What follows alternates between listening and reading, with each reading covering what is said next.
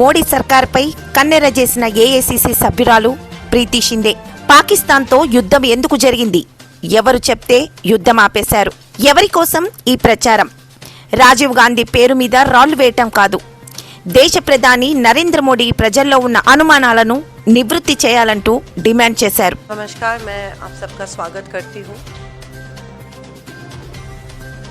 जैसे आपको पता है, कुछ दिनों से हमारे देश में जो चल रहा है उसके ऊपर मैं आज कुछ सवाल मोदी सरकार को पूछना चाह रही हूँ आपके माध्यम में से। मोदी सरकार ने राष्ट्रीय सुरक्षा, कूटनीति और आंतरिक स्थिरता जैसे गंभीर विषयों को सिर्फ फोटो खिंचवाने और खोखले प्रचार का माध्यम बनाया है। ऑपरेशन सिंदूर के बाद प्रधानमंत्री मोदी का सारा ध्यान केवल प्रचार और आत्म प्रशंसा पर केंद्रित रहा है, जवाबदेही पर नहीं। देश की जनता को दिखावा नहीं, जवाब चाहिए। पहलगाम में हुए क्रूर आतंकी हमले में हमारे देश के 26 मासूम लोगों को अपनी जान देनी पड़ी और उसके बाद में जो ऑप सिंदूर हुआ, उधर हमारे बहादुर सुरक्षा कर्मियों की शहादत भी हुई। उसके बाद देश आज तक प्रतीक्षा कर रहा है कि जो 4 आतंकवादी इस हमले में जिन्होंने हमला किया, जिन्होंने हमारे 26 लोगों की हत्या की, वो कहाँ है? क्या सरकार उनको गिरफ्तार क्यों अभी तक नहीं कर पाई है? क्या सरकार उनकी गिरफ्तारी को लेके कुछ कार्रवाई कर रही है? मैं मोदी जी को पूछना चाहती हूँ कि क्या हमारी सरकार आतंकियों को गिरफ्तार करने में असफल हुई है? अमेरिका के राष्ट्रपति डोनाल्ड ट्रंप ने सऊदी अरेबिया में स्टेटमेंट दी कि मैंने ट्रेड थ्रेट, व्यापारिक दबाव डालकर इंडिया और पाकिस्तान के बीच सीज फायर करवाया। मैं मोदी जी को पूछना चाहती हूँ, क्या भारत सरकार को इस सीज फायर अनाउंसमेंट के बारे में एडवांस नोटिस थी कि क्या ट्रंप इस तरह का ट्वीट करके, ट्रंप एक थर्ड पार्टी, अमेरिका एक थर्ड पार्टी ने सीज फायर की अनाउंसमेंट जब की, तब क्या भारत को इसके बारे में पता था? आज सुबह ट्रंप ने और एक घोषणा की कि सीज फायर उनके वजह से हुई है। जब ट्रंप ने ये स्टेटमेंट की थी, तब तक we had an upper edge, हम जंग ऑलमोस्ट जीत रहे थे। लेकिन ट्रंप की घोषणा के बाद हमारे देश को बहुत कमजोर हमारे देश की सरकार ने दिखाया। हमको कोई थर्ड पार्टी इन्वॉल्वमेंट की ज़रूरत नहीं थी, हमें कोई थर्ड पार्टी देश की इंस्ट्रक्शन की ज़रूरत नहीं थी कि अब सीज फायर होनी चाहिए। हम सक्षम हैं, हम कर सकते थे जो इंदिरा गांधी जी ने तब कर दिखाया था। एक हार्ड लाइन और निक्सन को लिख के पाकिस्तान को दूसरे दिन सरेंडर करवाया था। लेकिन जब ट्रंप ने ये स्टेटमेंट दी, तो क्या इंडियन गवर्नमेंट, क्या मोदी सरकार वॉज इट कॉट अनअवेयर? और क्या इस स्टेटमेंट के वजह से हमारे आर्म्ड फोर्सेस, जिन्होंने इतनी अच्छी कारकिर्दी की थी ऑप सिंदूर में, क्या वो डीमोरलाइज हुए और उनके साथ पूरे देश की जनता इस स्टेटमेंट के वजह से डीमोरलाइज हुई? और इसके लिए कौन जिम्मेदार है? मोदी सरकार ने तुरंत इसके बारे में प्रतिक्रिया देनी चाहिए थी, जो सरकार ने नहीं दी। मोदी सरकार इस अपमानजनक दावे पर चुप आज तक क्यों है? क्या यही वह कीमत है जो भारत को अंतर्राष्ट्रीय दबाव के आगे झुकने के बदले चुकाने पड़ रही है? Is the Modi government responsible in making India look weak in the entire global spectrum?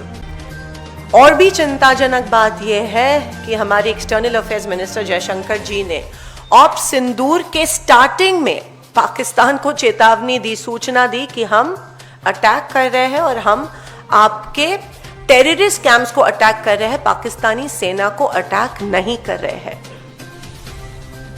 Why was this done? Was not our security compromised due to this sensitive information being shared with the Pakistani counterpart?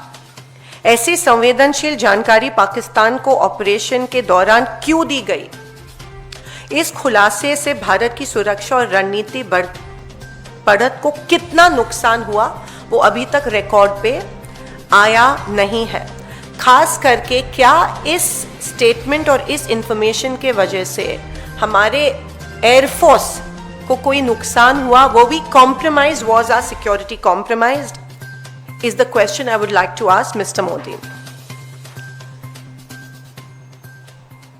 और जब leader of opposition ने इसके बारे में tweet किया तो external affairs ministry से कोई क्लैरिफिकेशन नहीं आया कि उनके ऑफिस से ये इंफॉर्मेशन आ रही है कि इंफॉर्मेशन ऑप सिंदूर के पहले दौरान दी गई थी, लेकिन उन्होंने क्लियरली रिकॉर्ड पे लाया कि ऑप सिंदूर के स्टार्ट के पहले दी गई थी।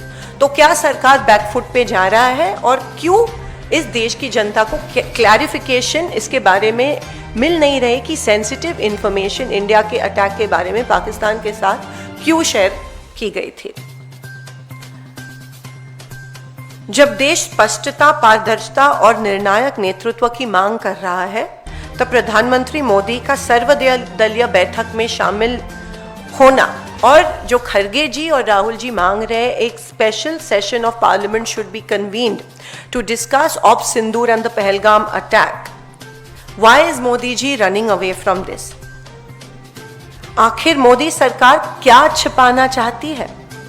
वह इन महत्वपूर्ण राष्ट्रीय मुद्दों पर संसद में चर्चा क्यों नहीं करना चाहती है?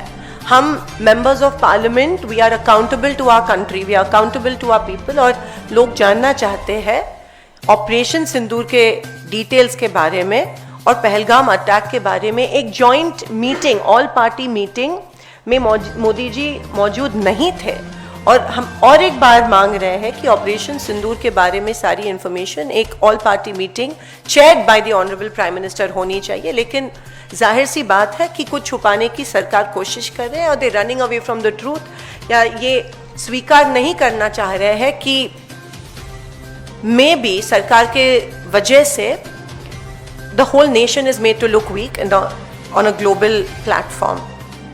हर राष्ट्रीय संकट को महज चमक दमक वाले पीआर अभियान में लपेटने की भाजपा की जो प्रवृत्ति है, लोकतांत्रिक मूल्यों को काफी नुकसान इसके वजह से पहुंचा है। प्रधानमंत्री जवाबदेही से भाग नहीं सकते। देश की जनता को स्क्रिप्टेड भाषण, ड्रोन शॉट्स और ऑर्केस्ट्रेटेड और कोरियोग्राफ्ड चुप्पी, साइलेंस नहीं चाहिए। ईमानदार जवाब चाहिए। हर चीज को पीआर अभियान में नहीं बदला जा सकता है। राष्ट्रीय सुरक्षा कोई रियलिटी शो नहीं है। मोदी जी, हम आपसे जवाब चाहते हैं। मोदी सरकार को इसे गंभीरता से लेने की जरूरत है और हमारे देश को और हमारी जनता को सवालों का जवाब तुरंत मिलना चाहिए। ये मेरी मोदी जी से कुछ सवाल थे और ऑपरेशन सिंदूर, ऑप सिंदूर और पहलगाम अटैक को लेके कुछ सवाल थे जिसका जवाब देश को, सारे ऑपोजिशन पार्टीज को चाहिए।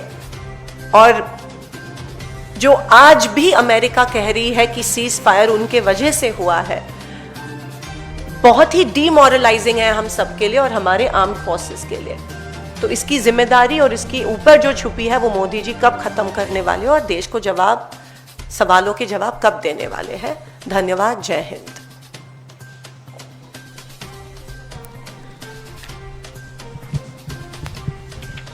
आज भी तीसरा डेलीगेशन जो है वो उसको भेजा गया है।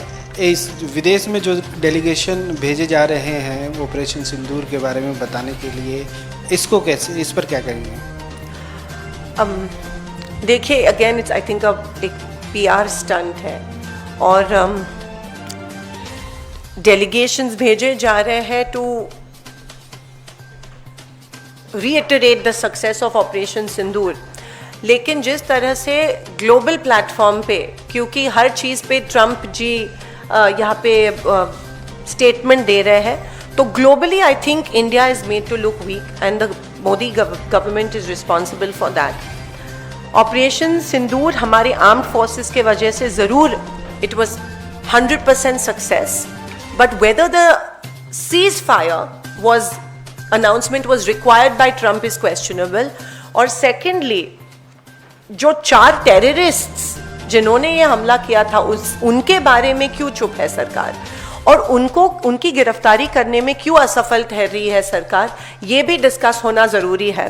ये सिर्फ ग्लोबल पीआर स्टंट नहीं, पर एक डोमेस्टिक इमरजेंसी इशू है जो एड्रेस होना चाहिए. और डेलीगेशंस से ज़्यादा इम्पॉर्टेंट डोमेस्टिकली ये हैंडल होना, डोमेस्टिकली लोगों को पता चलना ज़रूरी है. इंटरनेशनली आप डेलीगेशंस को भेज रहे हो, लेकिन domestic with in the country आप चुप है.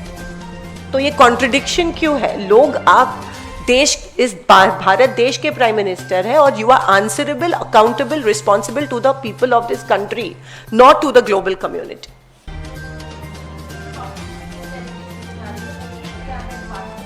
Because we believe in a constructive opposition and Modi सरकार ने, गवर्नमेंट ने हमसे नाम मांगे थे और हमने नाम भेज दिए.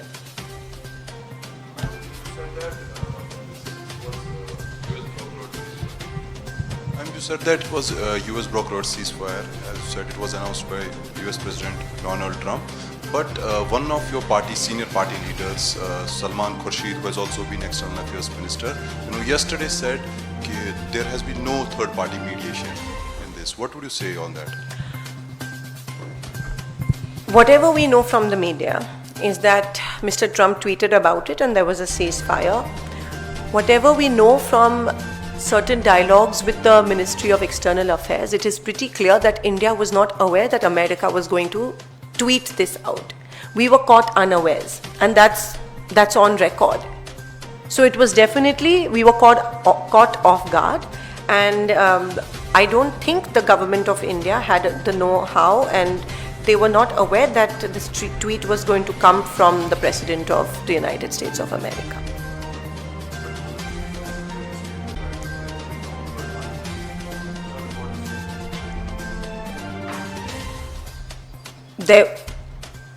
It is pretty obvious that America has announced it. Of course, America was in a dialogue with India and Pakistan and the interlocutors, and then maybe the tweet happened, but India didn't. There was a dialogue, there was an ongoing dialogue, but India was caught unawares about the ceasefire tweet. Let me clarify that, and there are 2 distinctive things that happened. There was an ongoing dialogue, but the tweet was sent out without discussion. Any more questions? Thank you.